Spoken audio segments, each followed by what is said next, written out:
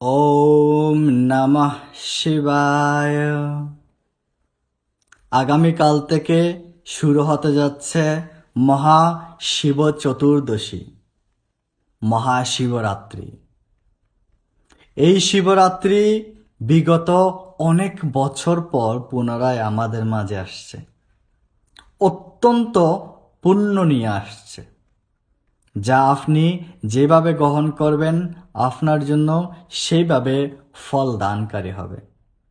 হ্যাঁ সনাতনী সন্তান, এই শিবরাত্রিতে আপনি মহাদেবের কাছে যা কিছুই চাইবেন সমস্ত কিছু পাবেন।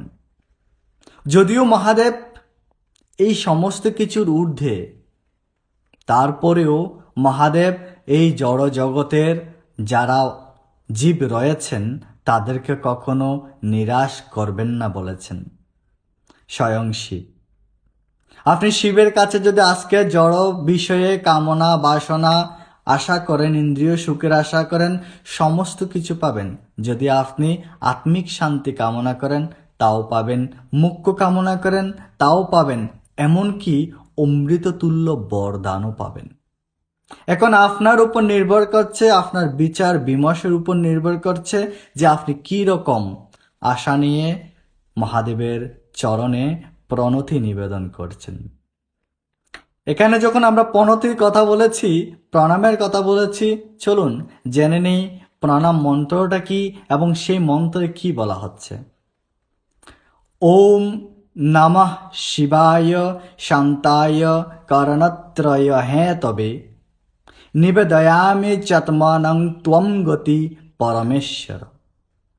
এখানে একজন চরম পর্যায়ের ভক্ত, একজন নিষ্কাম কর্মের ভক্ত বলছেন, হে শান্ত সৌম্য শিব, তুমি সৃষ্টি স্মৃতি প্রলয় এই তিন কারণের মহামূল কারণ। আমি তোমাকে প্রণতি নিবেদন করছি। আমি আমার আত্মাকে আপনার শ্রী চরণে নিবেদন করছি। হে পরমেশ্বর, আপনি আমার পরম গতি এবং আশ্রয়। দেখুন কতটুকু নম্রতার সহিত এই মন্ত্র পাঠ করছেন একজন শান্ত সৌম্য শিবের কাছে, একজন নম্রভদ্র।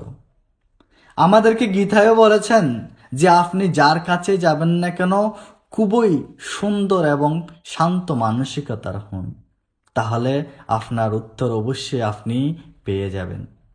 নমস্কার।